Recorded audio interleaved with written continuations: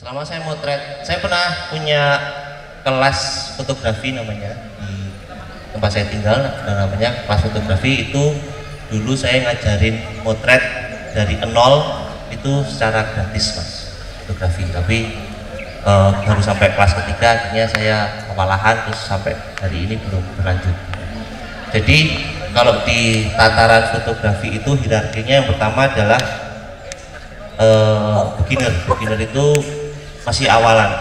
Topiknya itu diantara tadi saya sudah bahas sama Pak Sarbu, sejarah foto, sejarah kamera, terus analogi kamera segala macam itu. Biasanya di beginner ini orang yang sudah nggak suka motret sudah menyerah duluan karena udah bosen. Saya pengennya motret tapi kok malah cerita, malah belajar sejarah gitu. Kemudian naik sedikit di tingkat kedua itu namanya intermediate. Di intermediate itu kita belajar tentang lighting, lebih ke studio waktu itu. Jadi intermediate itu lebih ke studio, lighting tapi studio. Yang ketiga expert. Expert itu juga tentang lighting tapi lebih ke mix light. Mix light itu mencampurkan antara lighting yang dibuat sama Gusti Allah ini ditambah dengan lighting yang kita punya. Jadi kalau yang kedua tadi kita ngomongin studio yang benar-benar 100% kita handle. Yang ketiga mix light yang kita mencampurkan. Kenapa mix light? Karena kita mencampurkan antara lighting yang dibuat sama lighting yang diberikan sama Gusti Allah ditambah sama lighting yang kita punya. Itulah yang dinamakan strobis, mix light. Jadi ketika teman-teman sudah mencoba memotret dengan teknik strobis, berarti dengan sudah di level expert. Tepuk tangan dulu dong. Nah, kalau sudah sampai di titik expert itu secara teknis, tapi kadang yang dilupakan sama teman-teman itu adalah yang tidak ada di ilmunya, tidak ada di, bahkan mungkin di internet pun jarang, itu adalah estetika. Estetika itu bisa simetris, estetika itu bisa POI, estetika itu bisa komposisi juga bisa. Makanya kemarin pas kita lihat posisi di sini, kita masukkan kriteria komposisi itu karena ada satu background di belakang, kemudian ada panggung itu, ada sound system ini. Jadi bagaimana teman-teman bisa meramu ke dalam frame itu yang kira-kira estetikanya itu manis untuk ditontonkan ke orang lain. Jadi membuat foto yang bagus itu relatif ya. Bagus itu kan buat saya bagus, mungkin buat Mas Yosa biasa aja. Buat Pak Sarbu bagus, mungkin buat saya biasa aja gitu. Jadi bagus atau jelek itu relatif. Tapi foto yang masuk kriteria estetikanya, masuk dari sisi komposisi masuk. Nah, yang menjadi paling PR kalau saya boleh meringkas selama 10 tahun saya ada di fotografi ini, yang menjadi PR bagi kita semua itu adalah komposisi. Jadi secara lighting sudah bagus, teknik sudah bagus, editing sudah bagus, komposisinya dalam tanda kutip nol. Misalnya yang paling gampang kan rule of third ya. Ada yang tahu ya komposisi rule of third ya? Satu bidang frame itu 4:3 dibagi 3 di vertikal dibagi 3 horizontal. Ada yang belum tahu? Tahu lah ya. Itu komposisi yang paling gampang itu. Kalau misalnya komposisi yang paling gampang itu pun tidak dikuasai, ya yang saya komposisinya juga pasti nanti akan cutting plate-nya dalam arti tidak ada benar atau salah, tapi nyaman atau tidak nyaman. Karena kenapa ada komposisi itu? Karena zaman dulu nenek moyang kita sudah mengatakan bahwa komposisi itu adalah salah satu yang membuat foto itu menjadi nyaman. Kira-kira seperti itu. Jadi kalau pertanyaan tadi bagaimana membuat foto yang bagus, tuh gampang, karena membuat foto yang sesuai dengan kepinginannya kita itu sudah bagus. Tapi apakah foto itu sesuai dengan estetika, foto itu sesuai dengan komposisi, foto itu sesuai dengan strobisnya, lampunya kegedean atau enggak, itu termasuk juga dari sisi teknisnya. Kira-kira begitu Mas. Oke, itu satu pertanyaan yang mungkin gampang tapi udah dijelasin ya. Ada yang mau bertanya ini buat teman-teman yang di sini depan saya? Oke, kalian adalah fotografer strobis, berarti tingkatannya udah ke sana ya. Jadi tentunya ada mungkin berbagi ilmu, sharing-sharing. Silakan ada yang mau bertanya, saya kasih kesempatan ya. Tadi pesan dari panitia pertanyaannya boleh bebas. Oh iya, pertanyaan boleh bebas. Kalau saya tanya itu cewek itu namanya siapa, boleh ya Mas ya? Boleh. Informasi untuk para perias, bentar. Khusus kamu nanti ya. Iya nanti bentar. Khusus untuk para perias silakan bisa mengambil sertifikat di ruang registrasi ya. Untuk para perias sekali lagi bisa mengambil sertifikat di ruang registrasi. Silakan Mas Fajar.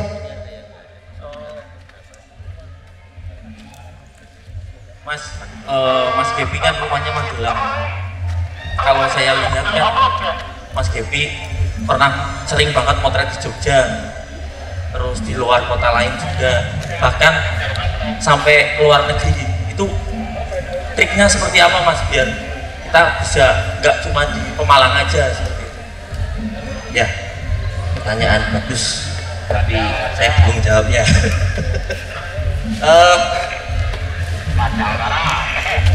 Saya akan mengglobalkan menjadi kita ini semua fotografer lokal ya. Maksudnya bukan fotografer dari kota yang besar.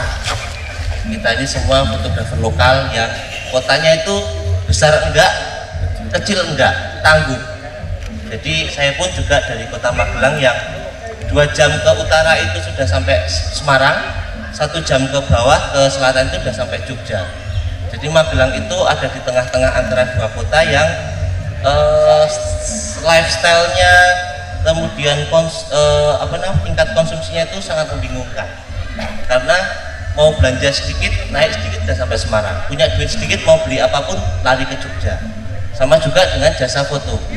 Ketika kita di tengah-tengah kayak gitu, sebagus-bagus apapun foto saya, ketika dari orang misalnya saya jualan X, harga X, ketika orang punya harga X itu ya mungkin nurutin gengsi. Ini yang terjadi di kota saya. Jadi dia bisa malah larinya ke Semarang atau larinya ke Jogja. Nah, yang jadi pertanyaan, apa yang bisa kita lakuin? Yang bisa kita lakuin adalah mencuri perhatian mereka, Mas. Mereka itu maksudnya konsumen ya, klien, calon klien, yang membuat orang-orang itu melihat kita. Karena kalau kita di dalam kota aja atau kita terlalu nyaman di rumah sendiri, itu juga menurut saya nggak baik. Jadi ambil contoh aja, ketika saya belum pernah motret di luar Magelang, saya bakar duit untuk motret di Singapura, Mas. Jadi saya kebetulan ada teman yang dari Thailand, kemudian transit di Singapura selama 1 malam. Saya sama istri memutuskan buat bakar duit, ketemu teman saya di Singapura, saya foto ini. Foto itu akhirnya membawa saya kemana-mana, bisa ke Sumba, bisa ke Malaysia, bisa ke Kamboja, bisa ke... Jadi kadang kita sebagai fotografer lokal itu yang saya pemikirannya terlalu lokal. Jadi kita harus berani buat breakthrough lah, artinya karena ketika kita buka HP atau kita sekali kita posting foto di HP, yang lihat kita nggak cuma Pemalang doang, yang lihat foto kita nggak cuma Magelang doang. Fotografer Pemalang bisa saya lihat, fotografer Semarang bisa saya lihat, fotografer dari Papua pun bisa saya lihat. Jadi sebenarnya dari benda sekecil ini tuh dunia ada di tangan kita. Tapi kan kadang kita nggak terlalu kalah sama otak kadal kita. Kalau Mas aku fotografer kampung kayak Pak Sabu tadi bilang, saya fotografer kampung gitu. Kita tuh cuman fotografer lokal yang nggak bisa kemana-mana, fotoku elek Mas. Itu yang ngomong otak kadal Mas. Tapi kalau jenengan coba membaca tentang otak, ada otak kecil banget di belakang sini. Saya namanya lupa namanya. Itu serius ya, nggak beneran. Ada otak kecil di belakang sini itu, dia fungsinya adalah mengkontra apa yang ada di otak kita. Jadi kalau misalnya aku bisa jualan foto sekian, Otak kecil itu selalu ngomong, otak kadal itu selalu ngomong ora iso, kowe iki sapa? Penyangkalan. Isinya itu selalu penyangkalan terus. Coba deh kawan-kawan kalau pas selo baca tentang otak itu, jadi fungsi otak kanan apa, otak kiri apa, terus ada satu otak kecil di belakang sini yang intinya itu cuma mengkontra kita. Jadi itu yang harus kita kalahkan. Jadi kalau misalnya teman-teman pernah bilang mengalahkan ego, ya itu yang perlu kita kalahkan. Pertama adalah otak kadal kita. Nah itu yang saya pikir harus mulai di apa ya, breakthrough bahasa Indonesia apa ya, harus dibangun bahwa fotografer lokal itu not enough for lokal tok. Kita bisa kok sampai kemana-mana, fotonya bisa kemana-mana, karya kita bisa dilihat sama siapa saja. Jadi kalau teman-teman di sini yang ada Mas Nur, Mas, yang saya Masnya di sini enggak bawa gedang Mas, enggak. Jadi kalau misalnya ada teman-teman ini ya posting ke Instagram itu tiap hari atau pas ada job aja. Berarti kalau misalnya tiap hari atau pas mau posting itu, teman-teman kan pasti milih ya foto mana sih yang representatif banget buat saya atau buat klien atau buat yang maksudnya itu yang paling buat jenengan itu paling bagus, itulah yang diposting, ya kan? Artinya ketika diposting Anda sudah melemparkan itu ke pasar, yang artinya setiap orang bisa melihat foto itu, setiap orang bisa bilang fotonya Mas Fajar elek, fotonya Mas Gusman kurang gini, fotonya Mas ini kurang gini, bebas. Tapi dari sekian banyak orang itu pasti ada satu yang bilang fotonya Mas Fajar bagus. Nah itu yang dikontra sama otak kadal kita. Jadi keep posting aja, keep posting, pakai hashtag, riset hashtag yang paling bagus segala macam. Nanti kalau mau ngobrol soal Instagram paling lebih bagus sama Mas Nur lebih paham soal Instagram.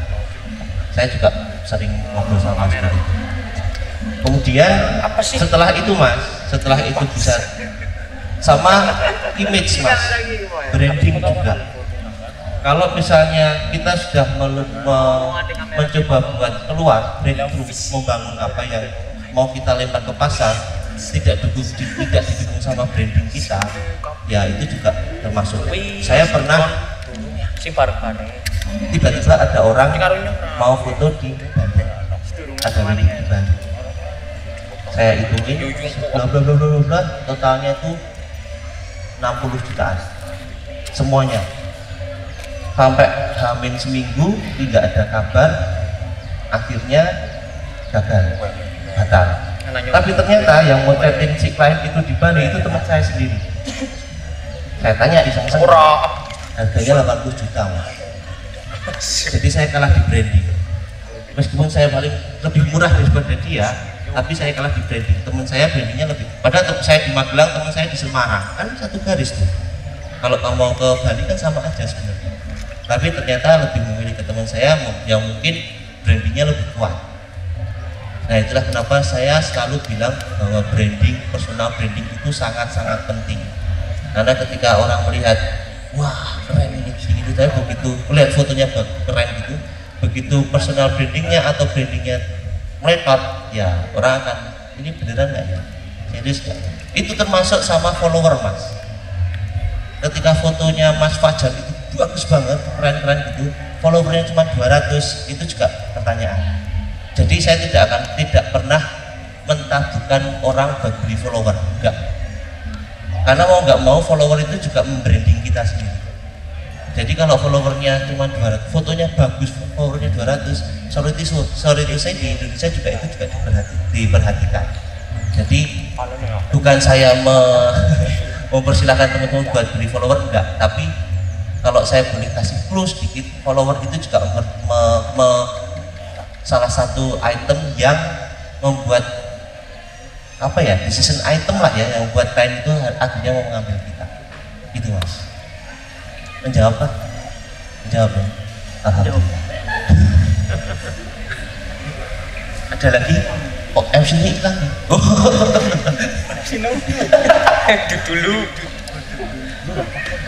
Silakan dilanjut Mas. Ada lagi pertanyaan? Ada lagi barangkali mau bertanya selain Mas Fajar? Ya padahal di sini fotografer handal semua nih ya. Oke, seperti tadi ingat kalau sudah masuk di fase strobis berarti tingkatannya lebih baik ya Mas ya? Iya, sudah. Iya. Secara strata fotografi itu sudah expert. Sudah expert. Kok nggak ada yang bertanya? Jangan-jangan bukan strobis Mas? Ya, silakan ya. Jangan-jangan bis kafe ini. Ada yang mau bertanya? Kanyut silakan. Dimas di belakang sana silakan. Itu yang hitam dari Papua silakan. Oke, ada yang bertanya monggo. Ada yang bertanya?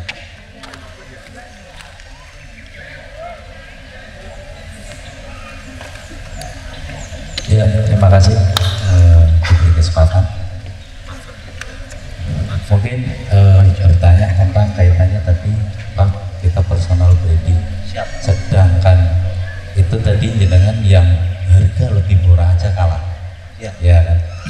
Ya itu kebanyakan mungkin ya ini untuk pribadi saya di sini kadang malah memang di sini yang laku itu yang lebih murah. Ya. Gitu. Bagaimana membangun ya mungkin untuk menyetarakan harga kan masing-masing.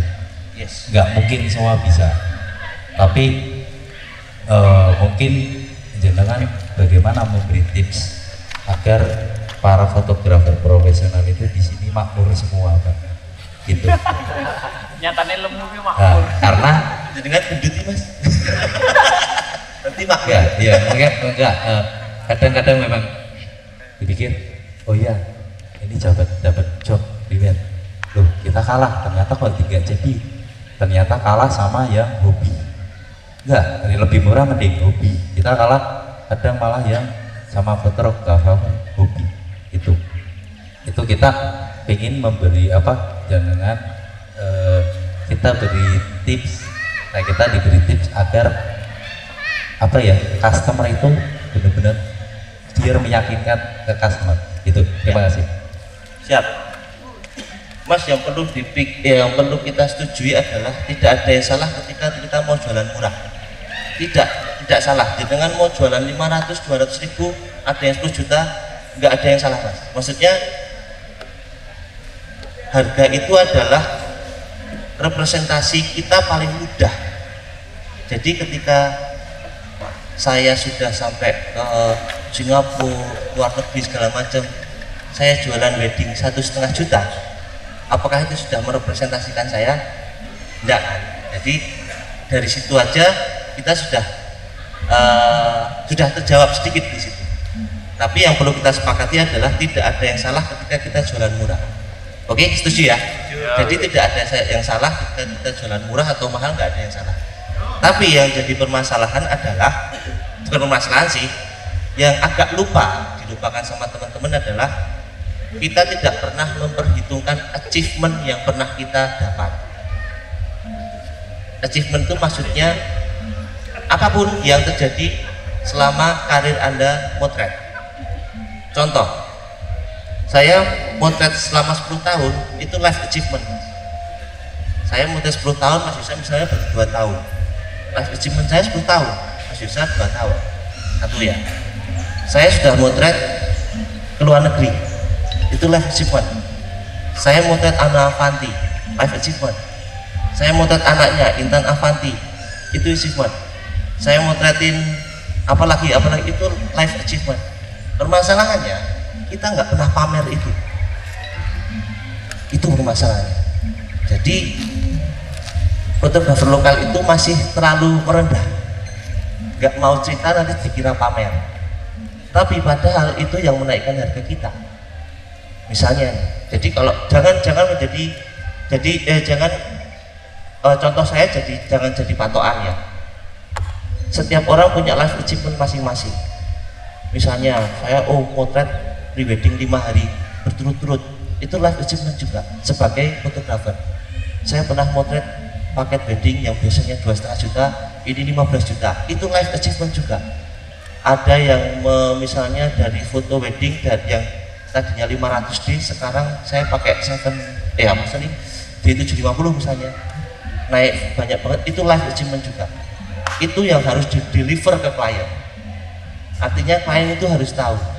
Jadi kalau nanti suatu saat teman-teman mau mencoba tanya ke admin saya price list misalnya, dikirim sama admin saya, di price list saya itu nggak langsung harga, tapi cerita dulu Happy itu siapa, followers itu dari tahun berapa, udah ngarep siapa aja, udah motretin siapa aja. Di situ contoh-contoh fotonya ada, baru yang terakhir baru harga. Jadi kita harus kasih alasan dulu ke klien, kenapa sih apa aja yang udah dicapai sama brand ini, baru di belakang oh iya, udah ngarep ini kok harganya segini, ya benar. Juara strobis. Ya juara strobis misalnya, nanti ada yang juara 1, itu life achievement juga. Jadi jangan pernah merasa Allah juara strobis kok, itu malah kelemahan kita sebenarnya, yang harusnya justru di deliver ke klien bahwa aku bisa loh juara strobis gitu misalnya. Yang apa, achievement itu pencapaian ya mas, pencapaian dalam hidup ya, apapun itu. Jadi misalnya saya selama pandemi nggak motret 5 bulan tapi masih bisa hidup, itu life achievement juga. Itu jadi apa namanya, garis bawahnya itu, sebelum kita ngomongin kenapa ya harganya kita segini-segini aja, sama mas di kota saya juga banyak kok yang harganya di bawah standar. Kita nggak tahu ya standarnya berapa ya, maksudnya intinya murah lah katakanlah seperti itu. Tapi kalau saya boleh perhatikan, permasalahannya bukan di harga, tapi bagaimana cara kita menghargai diri kita sendiri. Itu sih agak dalam, nggak bisa dicerna langsung, tapi coba di review ke belakang apa aja yang sudah pernah kita capai, baru itu dilakukan. Begitu mas, menjawabkah? Menjawab ya? Alhamdulillah. Mas Adi apa ya, terima kasih. Betul apa yang dikatakan Mas Happy. Pada dasarnya memang harus kepercayaan diri itu harus dibangun terlebih dahulu. Tidak mungkin banyak teman-teman merasa rendah hati, dalam arti ya tadi yang disampaikan sama Mas Happy itu, saya itu siapa, itu harus dihilangkan.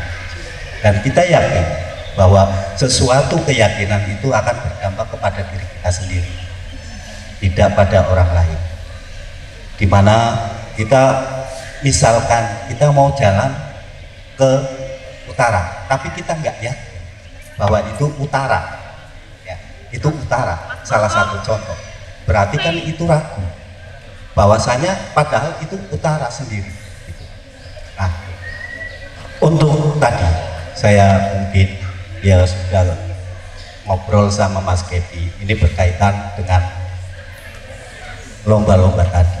Sebenarnya terus terang saja kita melompat, karena mungkin Mas Happy sudah menyampaikan begitu panjang lebar tentang keyakinan diri, kepercayaan diri. Nah, saya akan mencoba ya sedikit untuk menggarisbawahi, atau ya bukan menggarisbawahi, tapi ya melihat dari teman-teman. Padahal tadi ada cahaya-cahaya yang seharusnya itu menjadi penilaian plus, apalagi terus terang di Mas Happy sendiri. Mas Happy kan basicnya otomatis yang saya lihat review dari foto-fotonya banyak strobis, terus ada satu haleknya itu terlalu memang ditonjolkan. Makanya tadi terus terang saya kok gregetan ya Mas, gregetan sekali, gregetan. Wah, begitu melangkah sang model itu ada banyak sekali model-model itu yang harusnya terekspos sama teman-teman, seharusnya tidak lepas pas momen-momen yang betul-betul mengena itu tidak lepas. Nah, ornamen itu sangat-sangat luar biasa. Ya mungkin saya sampaikan ada harus high angle, ada harus low angle. Tadi kan saya lihat mengamati sama Mas Happy penumpukan ya Mas. Nah itu makanya ya ini sekedar wawasan. Memang di dalam competition mungkin satu ada rasa nervous, kedua rasa wah saya harus dapat yang paling bagus, tapi unsur-unsur yang seharusnya menjadi poin-poin tertentu itu akhirnya terlewatkan karena terbawa nafsu itu. Ini memang melompat dari pertanyaan, karena pertanyaan tadi saya rasa sudah terjawab gitu ya, sudah terjawab. Nah di situ makanya saya berpendapat harus jeli-jelinya melihat dan memperhatikan sekelilingnya. Ada ornamen-ornamen yang perlu diikut sertakan sebagai framing atau sebagai ibaratnya foreground, itu sebenarnya sangat-sangat luar biasa. Nah, terus yang teman-teman mungkin kenapa sih tidak explore, harus menumpuk di satu sisi, depan. Nah, nanti terus terang foto itu akan sama. Cobalah dari samping movie kan, karena tempat ini mungkin ya boleh dikatakan luas, tidak harus satu maksudnya tempat harus bergerombol di situ, karena terus terang fotografi itu kreatif, di dalam event itu kreatif, bagaimana mengeksplor dirinya sendiri. Saya harus beda dengan yang lain, saya harus beda dengan yang lain, dan jangan sampai orang itu sama itu. Jadi saya tadi amati bertiga, terus terang saja gregetan. Kenapa sih? Terus terang teman-teman sekarang ini sudah lepas dari dasar ibaratnya dasar yang harus diketahui, tidak harus harus pakai diorama berapa dan sebagainya, itu sudah terlewatkan. Kita sudah menuju ke kreatif, kita sudah menuju harusnya ke kreatif, bukan dasar yang harus berapa dan sebagainya, itu tidak seperti itu. Mungkin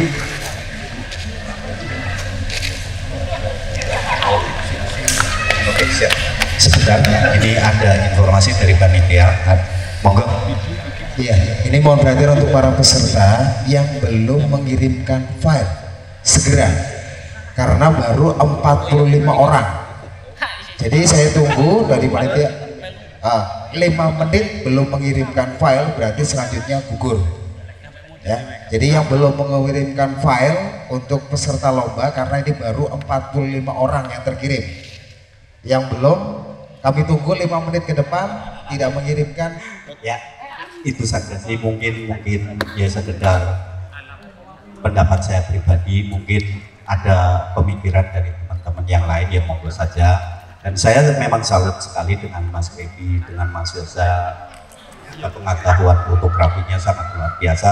Saya juga belajar dari Mas Baby, Mas Yosa, belum sangat luar biasa, dan saya berterima kasih sekali bisa diundang di Strobis, bisa berkenalan dengan Mas Baby dan Mas Yosa yang wah expert sekali. Ya. itu Guestar. Lah seperti itu. Layarnya Guestar itu Mas Baby. Saya rasa mungkin saya sudahkan dulu untuk saya, mungkin ada tambahan dari Mas Yosa dan Mas Baby untuk lebih lanjutnya. Monggo. Pertanyaan selanjutnya. Oh, pertanyaan selanjutnya. Ada yang mau? Oh, silakan Mas. Ya, monggo Mas. Selamat sore. Nama saya Waisel dari Petarungan. Satu pertanyaan yang ingin selalu saya tanyakan ketika berhadapan langsung dengan Mas Baby. Ketika melihat foto-fotonya di Instagram, itu sangat berbeda sekali dengan fotografer yang lainnya, memiliki karakter seperti itu.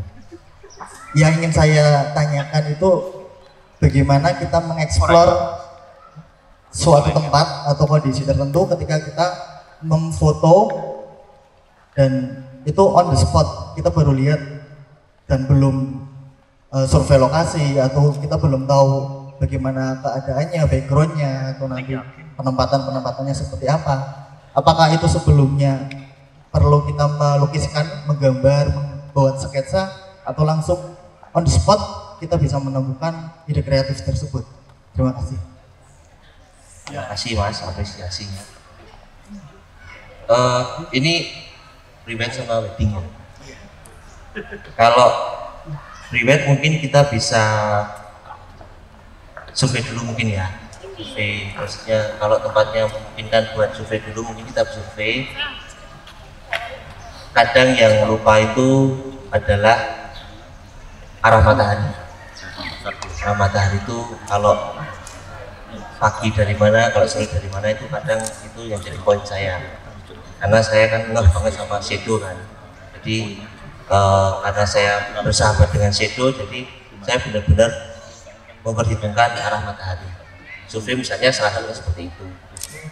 Terus kalau wedding mungkin agak susah kalau misalnya survei ya, karena harinya on the spot ya, tempatnya beda-beda, batu uang udah referensinya yang keren-keren, ternyata begitu datang ininya apa namanya biasa tebak gambar ternyata warnanya biru. ini layos Pak. Apa namanya layos? Ini layos. Oh, itu fisik Pak. Jadi kalau saya yang saya biasakan itu saya cuma merhatiin foto-foto orang lain Mas. Saya cuma merhatiin foto-foto orang lain, kemudian saya juga melatih insting saya buat kira-kira enak bikin seperti apa ya. Itu kalau foto orang lain itu ada caranya, misalnya di save di HP bisa. Tapi kalau saya bukan tipe seperti itu, saya cuma nonton aja, terus ya saya menganalisa, oh ini like-nya dari sini segala macam, share segala macam. Jadi itu sudah cukup merekam buat saya. Kalau saya loh ya. Tapi kalau misalnya Mas butuh buat di save ya di save nggak apa-apa. Kemudian yang paling penting itu dan sering dilupakan adalah kita nggak mengenal alat kita sendiri. Jadi yang tadi saya bilang kalau di kalau di hierarki belajar foto itu kan beginner, intermediate, expert. Yang di beginner yang biasanya bikin ngantuk orang itu adalah salah satunya adalah mengenal alat kita sendiri. Nah itu kadang orang karena sudah kadung ngantuk merasa sudah bisa, jadi kadang malah diabaikan. Padahal itu paling penting. Misalnya kemarin saya dapat wedding yang sewu di kampung lah. Di kampung rumahnya warnanya hijau. Kalau misalnya ngikutin timeline saya mungkin ketemu itu kebetulan asistennya Puri, istri saya sendiri. Jadi rumahnya di kampung, rumahnya warnanya hijau, terus bener-bener kampung lah gitu. Yang mungkin waktu itu ini sedikit sharing aja. Tadinya nggak mau saya masukin ke Photoworks karena sedikit ini tidak sesuai dengan branding yang Photoworks bikin gitu. Photoworks itu kan yang luar negeri, yang keren-keren gitu kan. Nah si wedding dalam tanda kutip kampung ini tadinya nggak saya masukin ke Photoworks gitu. Tapi setelah saya lihat foto-fotonya, fotonya Oci, cakep nih kayaknya. Unik. Saya masukin. Ternyata malah apresiasi dari teman-teman banyak banget. Artinya ada sesuatu hal yang kami berdua lihat tapi teman-teman di luar sana nggak lihat, misalnya seperti itu. Jadi waktu itu benar-benar kampung, rumahnya warnanya hijau, terus kebayang ya warnanya hijau, kalau mau dibonsai aja udah kemana-mana hijaunya gitu. Kemudian dari situ kalau saya tidak mengenal sama alat yang saya bawa, itu saya nggak akan mendapatkan teknis foto yang maksimal. Kalau Oci ini lebih sering nggak pakai flash, dia lebih sering ekspor cahaya gini-gini. Kalau saya prioritas flash dulu. Jadi kami berdua ini kalau potret saya sama Oci itu dua-duanya dapat yang nggak pakai flash dapat, yang pakai flash dapat. Jadi waktu itu karena dengan segala problema itu tempatnya sempit mas, saya mau masuk aja udah nggak bisa. Akhirnya saya punya lensa 20 mili, terus dilalah di atasnya itu ada matahari yang lagi nongol, ya udah saya taruh aja flash di situ segala macam dengan teknis yang saya punya dapat fotonya. Maksudnya ketika saya nggak paham dengan lensa 20 itu seberapa lebar sih flash itu bisa nerangin dari mana sih segala macam. Kalau kita nggak punya kepengetahuan teknis seluas itu, mungkin kita nggak akan dapat foto terbaik. Bukan foto yang bagus ya, tapi foto terbaik. Kira-kira seperti ini. Jadi bukan mengenai jam terbang, bukan. Mungkin jam terbang iya tetap membutuhkan jam terbang. Tapi kalau jam terbang pun sudah tinggi, tapi kita nggak mengenal sama alat kita sendiri, gonta-ganti alat itu juga salah satu kita nggak pede sama alat sendiri. Saya dari awal D750 keluar sampai hari ini udah ada Z5, Z6, Z7, saya masih di D750. Bukan saya nggak mau pakai yang Z7, tapi memang duitnya belum nyampe situ.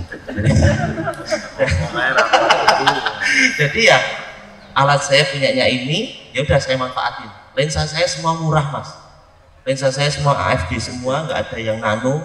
Flash saya TT600 godok paling murah, karena saya pikir apa, saya harus menginvestasi yang paling murah, tapi saya harus jual yang paling mahal. Buat saya seperti itu. Jadi saya investasi TT600 itu ada 3 atau 4 saya lupa. Prinsip saya kayak flash, karena saya sering pakai flash, ya udah saya harus beli flash yang kira-kira kalau rusak beli lagi, jangan dibenerin mas. Ketinggalan kemana ya? Ketinggalan beli lagi gitu. Tapi kalau misalnya beli flash yang 3 juta 4 juta nangis mas ketinggalan, dia kan pusing kan. Jadi kalau saya pola pikirnya beli yang paling saya butuhkan, harganya berapapun itu, tapi jual paling mahal. Karena apa? Ketika nanti kita rusak atau apa segala macam, investasinya lebih mudah gitu, kira-kira gitu. Terjawab kan? Alhamdulillah. Monggo, siap. Oke, berarti ini sudah selesai Mas Vivi ya.